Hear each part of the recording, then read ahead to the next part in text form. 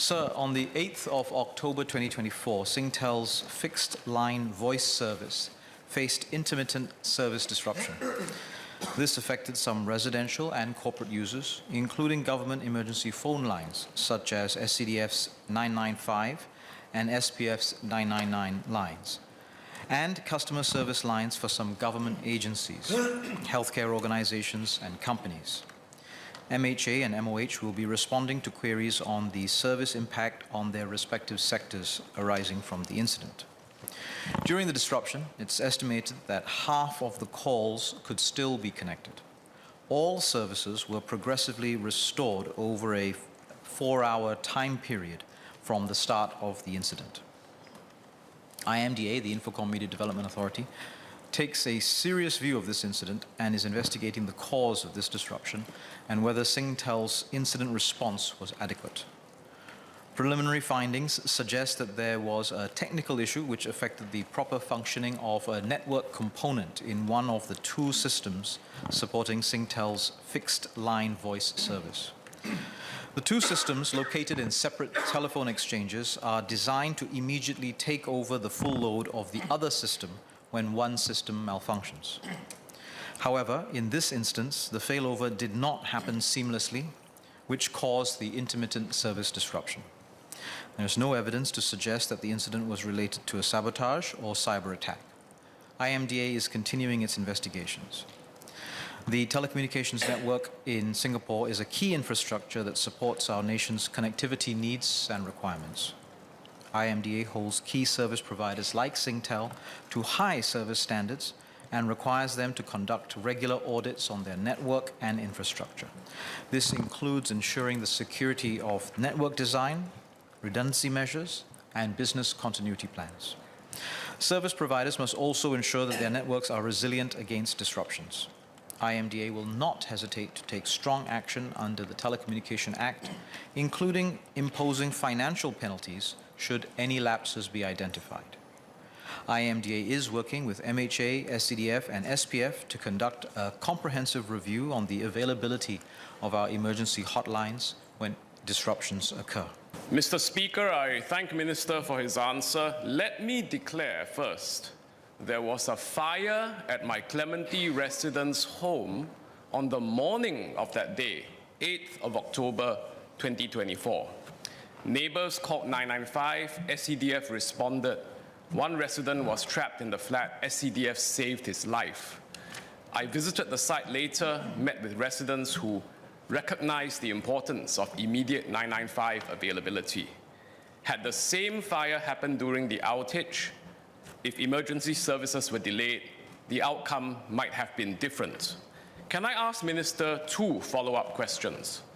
Firstly, for landlines which supply critical, essential life and death situation services, are the telcos required by IMDA to take the very highest level of reliability?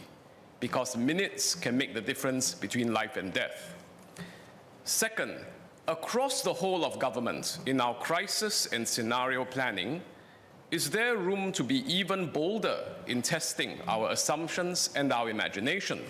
For example, has the scenario of a single telco failure been modeled and gamed in scenario planning and red team planning?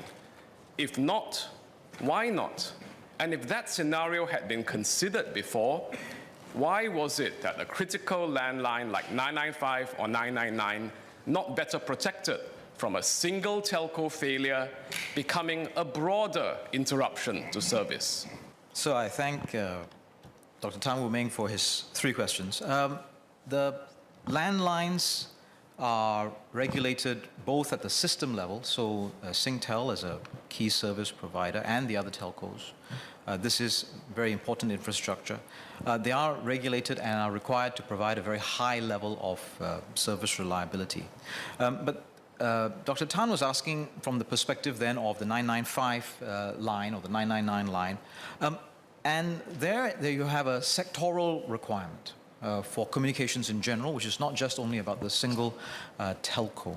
I will have to leave MOH and MHA to answer the specifics for 999 and 995 lines, but the reality is that this is not the only channel of communications.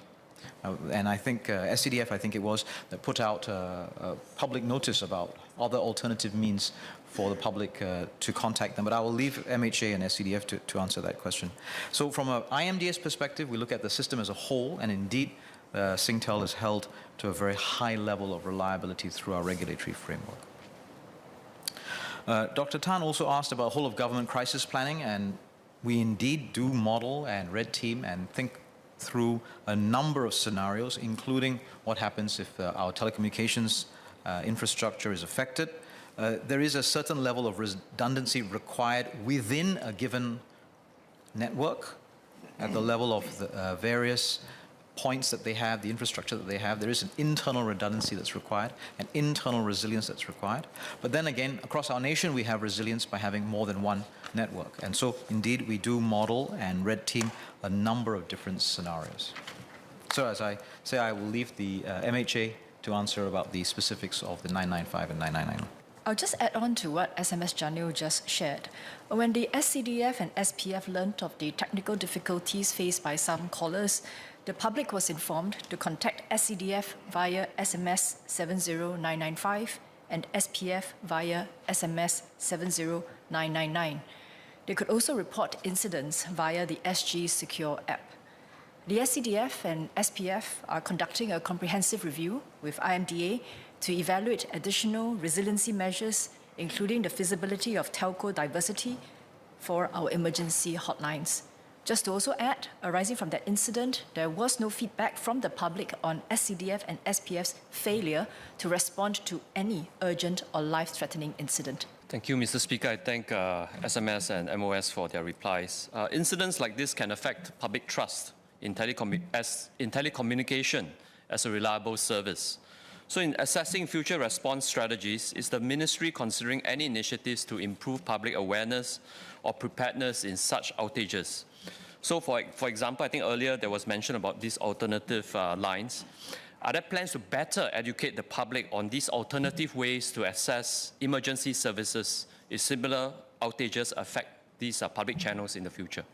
Sir, the work of engaging the public and educating the public on responses to crises, or whether of a personal nature or of a social nature, continues.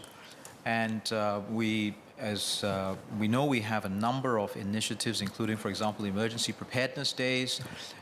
We do tabletop exercises around, for example, incidents that can affect our social harmony, including those involving race and religion. And a key component of all of these is indeed the act of communicating.